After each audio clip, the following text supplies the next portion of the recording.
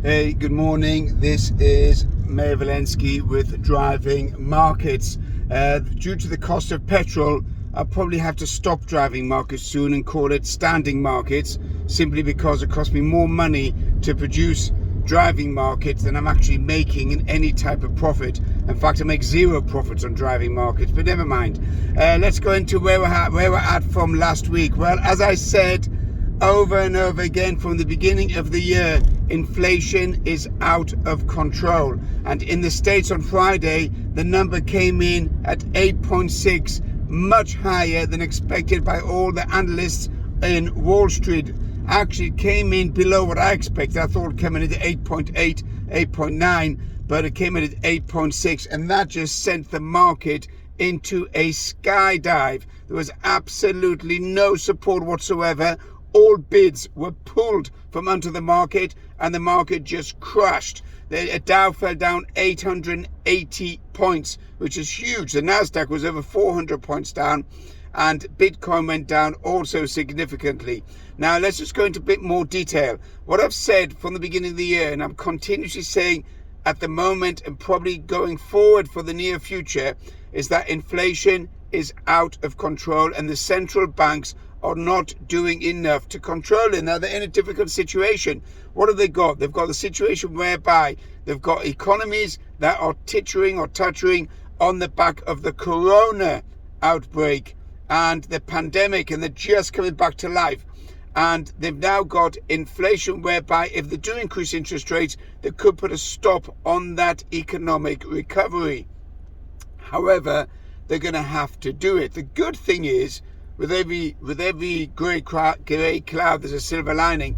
At the moment, globally, there's full employment and rising wages, and that, in effect, is preventing a recession, because without that, we'd be going into recession. And the reason why there's full employment is not because the economies are doing so well. It's because there's so many workers and so many employees have left their existing jobs due to corona or long-term sickness. There's actually a shortage of staff around the world, and it can be seen, for example, through the airlines. Let's just focus on the airlines a little bit and give you a little bit of background what's happening there.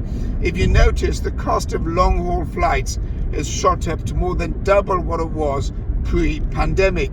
And again, there's several reasons to that. Number one, the lack of aeroplanes. Now, it wasn't as if the corona has affected the aeroplanes themselves. It's affected the airlines, where they've put the airplanes into hangars and they've fired their airline staff and fired their pilots. Now that the economies begin to open up, they want to rehire those pilots and they want to rehire those airline staff, not the baggage handlers, just the airline staff. But yeah, they're unavailable because those employees and those pilots have moved on to other jobs.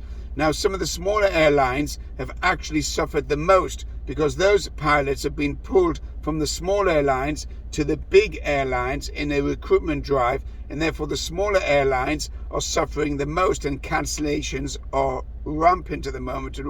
If you go around Europe, there's a load of cancellations happening on a daily basis due to staff shortages.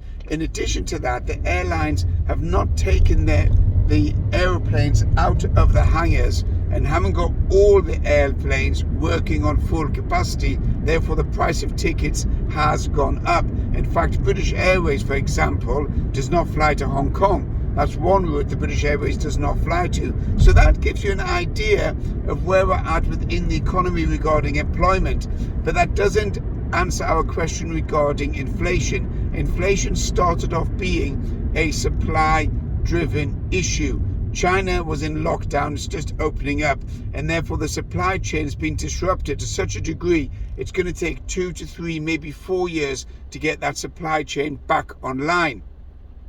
With the supply chain weak, but demand at super high levels, that's pushed up the price of goods to levels that you haven't seen for over 40 years. You've got inflation that is 41-year high in the States and is going to get higher. It's not going to go down. The price of fuel is also driving the inflation upwards, because there's a huge demand, global demand, with China reopening and the consumers sucking in all available fuel. is that the price of fuel has also gone up. There are some tensions also within the Middle East in Iran, and there may be a strike by Israel on Iran's nuclear facility, but that's not coming to the equation of the petrol price at the moment. Let's move on to Bitcoin. Bitcoin is a risk asset, so anyone who trades Bitcoin is normally trading it on high risk, looking for fast returns. That's not going to happen because Bitcoin is going down to well below 20,000. I've called it 20,000. I'm going to call it lower. I think it's going down to 15,000 in the near term, and that will drag down all the cryptocurrencies because they're all out of favor. Whoever's invested also in high-tech, high-growth stocks, startups, that money, especially on the startups and the SPACs, has completely gone. It's gone. There's an 88% loss at the moment on average on SPACs, and anyone who's invested in startups on these fantasy delusional, some sort of they're going to become billionaires overnight, that's also finished. The era of the startups and the era of these big exits is also finished, and it's finished for the next 2 to 3 years. Let's move on to property. Property prices in the next 12 months will fall 25% minimum. Now, there is huge demand for property, but not when interest rates are running at a 10-year fixed. We're running at 4.5% to 5.5%, and the 30-year fix is running at 5.4%. People are going to have to pay a lot more on their mortgages, and those people who are householders who have their fixed rate coming up in 2022, when it comes to an end, are going to get a big shock because they're going to end up paying 3 times the amount for their mortgage what they've been used to up until now. That's going to suck more money out of the economy and out of the consumer's pocket. So you've got all these factors that are going to have an impact. On Friday, the University of Michigan came out with a consumer confidence report, which is at a 14-year, it is a low for, I don't want to say how much because I've got to research that again, came in as a low, but it dropped 14 percentage points from 64 all the way to 50.8 or 50.9. That is a massive drop.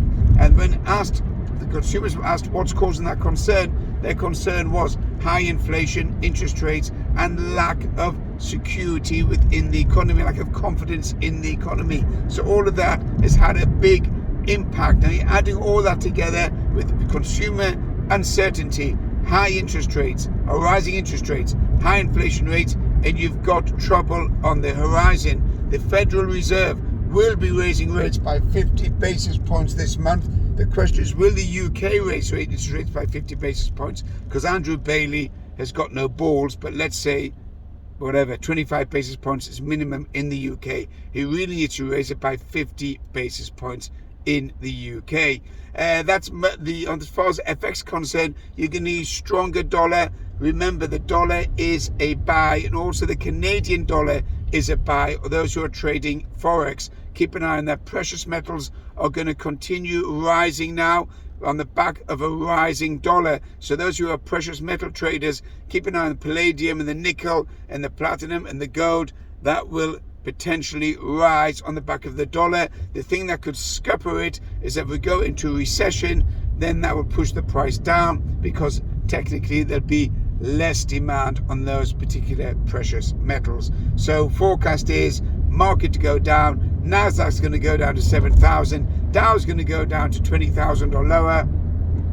And Bitcoin is going to go all the way down to $15,000 in the near term. That's where we're looking at. So Mayor Valensky, Driving Markets, subscribe, spread the news, join me on Instagram, like the videos. Speak to you soon. Have a good day.